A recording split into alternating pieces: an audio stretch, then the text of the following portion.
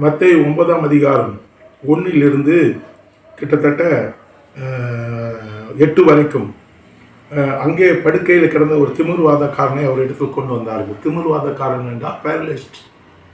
அந்த பேரலிஸ்ட் காரனை கொண்டு வரும்போது அவர்கள் எப்படியாவது ஆண்டவரை தூஷணம் செய்ய வேண்டும், ஆண்டவரை ஏதாவது குற்றம் கண்டுபிடிக்கணும். ஏனென்றால் அவர் அந்த திமிர்வாதக்காரனை பார்த்து, அந்த பேரலிஸ்டை பார்த்து, உன் பாவம் மன்னிக்கப்பட்டது என்று சொன்னார். பாவம் மன்னிக்கப்படும் போது ஆட்டோமேட்டிக்கலாக வியாதியும் குணமாகும்.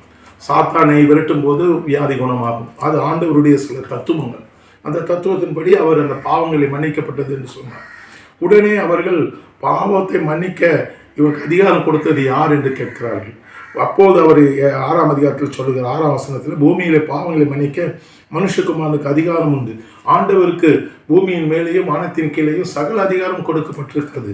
பாவத்தை மன்னிக்கத்தக்கதான அதிகாரம். சிலுவையில் அவர் பாவத்தை எல்லாம் அவர் தீர்த்தார். அவருடைய இரத்தம், இயேசு கிறிஸ்துவின் இரத்தம் சகல பாவங்களையும் நீக்கி நம்மை சுகமாக்கும். உடனே அவனை எழுந்து தன் வீட்டுக்கு போனான். ஜனங்கள் அதை கண்டு ஆச்சரியப்பட்டு மனுஷருக்கு இப்படிப்பட்ட அதிகாரத்தை கொடுத்தவராகிய தேவனை மகிமைப்படுத்தினார்கள். இயேசு கிறிஸ்து தன்னுடைய ஊழியத்தின் மூலம், சுகமளிக்கிற வல்லமையின் மூலம் தேவனுடைய நாமத்தை மகிமைப்படுத்துவதற்கான எல்லா காரியங்களும் செய்தார். நம்முடைய வாழ்க்கையிலேயும் தேவ சுகம், உங்களுக்கு தேவ சுகம் இருக்கும்போது, நீங்கள் மற்றவர்களுக்காக ஜெபித்து தேவ சுகத்தை நீங்கள் கொண்டு வரும்போது அங்கு தேவனுடைய நாமம் மகிமைப்படும். பிசாசுகளை விரட்டும் போது அங்கு தேவனுடைய நாமம் மகிமைப்படும். பாவங்கள் மன்னித்து அவர்கள் மனம் திரும்பி முழுக்க ஞானஸ்தானம் எடுக்கும்போது பிதா, குமாரன், பரிசுத்தாவினுடைய நாமத்தினாலே அங்கு தேவனுடைய நாமம் மகிமைப்படும்.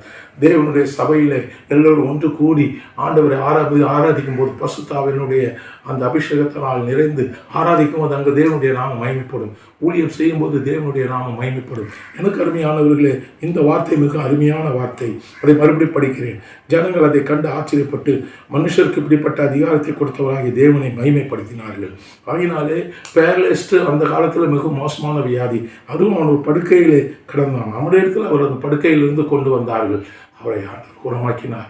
பெரிய வியாதியோ சிறிய வியாதியோ ஆண்டவருடைய ஒரு பார்வை போதும், ஒரு வார்த்தை போதும், ஒரு இரக்கம் போதும், ஒரு தொடுதல் போதும், அவர்கள் சுகமாவார்கள். பேரலிஸ்ட்டுங்க சுகமானால் கர்த்தருடைய நாமம் மகிமைப்பட்டது.